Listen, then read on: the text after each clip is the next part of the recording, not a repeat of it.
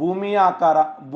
ಆಕಾರವು ಪುರಾತನ ಕಾಲದಿಂದಲೂ ಒಂದು ಚರ್ಚಾಸ್ಪದ. ಯಾಕಂದರೆ ಸಾಕಷ್ಟು ಜನರು ಮೊದಲಿಂದನೇ ಏನು ಚರ್ಚೆ ಮಾಡ್ಯಾರಂದ್ರೆ ಭೂಮಿ ಅಂಡಾಕಾರವಾಗಿದೆ, ಭೂಮಿ ಗೋಳಾಕಾರವಾಗಿದೆ, ಭೂಮಿ ಹಂಗಿದೆ ಹಿಂಗಿದೆ ಅಂತೇಳಿ ನಮಗೇನು ಗೊತ್ತು ಸುಡ್ಗಾಡ, ಅವ್ರು ಏನು ಹೇಳ್ತಾರೆ ಅದನ್ನು ಬರ್ಕೊಂಡ್ಬಂದಿ. ಭೂಮಿ ಚಪ್ಪಟೆ ಆಕಾರವಾಗಿದೆ ಅಂದ್ರೆ ಬರ್ಕೊಂಡು ಹೋಗ್ಬಿಡುತ್ತೆ. ಯಾಕಂದ್ರೆ ನಾವು ಬದುಕದೇ ಒಂದು 60-70 ವರ್ಷ ಬದುಕ್ತೀವಿ. ಅವೆಲ್ಲ ಯಾಕೆ ವಿಚಾರ ಮಾಡ್ಬೇಕಂತ ಜನರು ತಲೆ ಕೆಡಿಸ್ಕೊಂಡಿಲ್ಲ. ಪಟ್ಟನ ಪೋಲ್ ಕೊಡ್ಬೇಕು ಅನಿಸ್ತದೆ.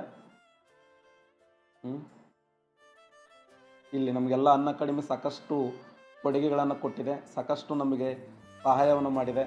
ಯಾಕಂದರೆ ನಮಗೆ ಒಂದು ಅಕ್ಷರ ಕಲಿಸಿದ್ದು ಕೂಡ ಅದನ್ನು ಎಷ್ಟೋ ಜನ ನೀವು SMS ಹಾಕ್ತಾ ಇದ್ದೀರಿ, ಆ ಟಿ ಶರ್ಟ್ ತೆಗೀರಿ, ಬೇರೆ ಟಿ ಶರ್ಟ್ ಹಾಕೋರಿ, ಬೇರೆ ಅಂಗಿ ಹಾಕೋರಿ ಅಂತೇಳಿ.